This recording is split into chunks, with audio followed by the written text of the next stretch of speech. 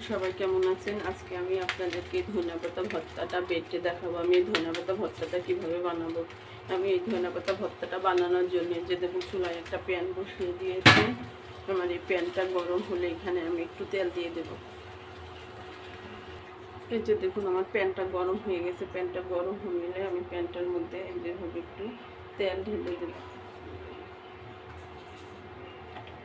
তেলটা দেওয়ার পরে আমি এভাবে কতগুলো ভর্তার জন্য এখানে কতগুলো কাঁচামরিচ নিয়েছি। কাঁচামরিচগুলো আমি আগে প্যানের মধ্যে দিয়ে দেবো। প্যানটার কাঁচামরিচগুলো হালকা একটু ভেজে নিয়ে আমি এখানে পেঁয়াজ রসুন নিয়েছি। এই পেঁয়াজ রসুনটা দিয়ে দেবো।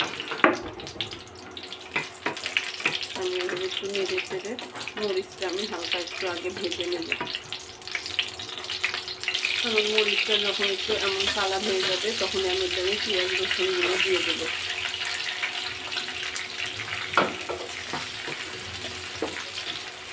দিয়ে এটা আমি একটু ভালোভাবে ভেজে নেব।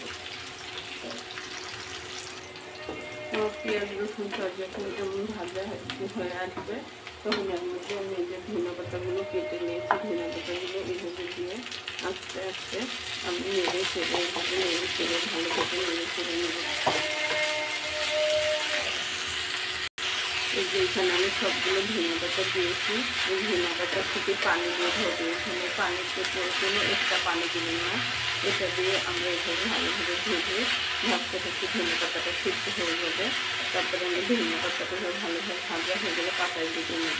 এভাবে আপনারা ভর্তাটা বানিয়ে খেয়ে দেখবেন, অনেক মজা হয়। কিন্তু একটু গরম ভাতের সাথে, রুটির সাথে, পিঠার সাথে এই ভর্তাটা খেতে কিন্তু অনেক মজা লাগে। আমি মাঝে মধ্যে এইভাবে ভর্তাটা বানিয়ে খাই। আমরা সবাই এই ভর্তাটা এইভাবে পছন্দ করি।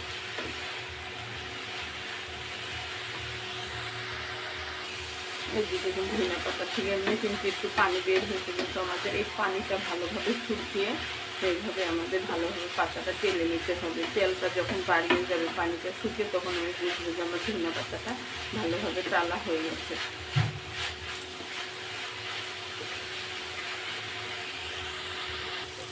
এই যে দেখুন আমার ধনিয়া পাতাটা এই যে পানি শুকিয়ে গেছে, তেল বেরিয়ে গেছে। এখন আমি ধনিয়া পাতাটা নামিয়ে পাতায় বেটে নেব।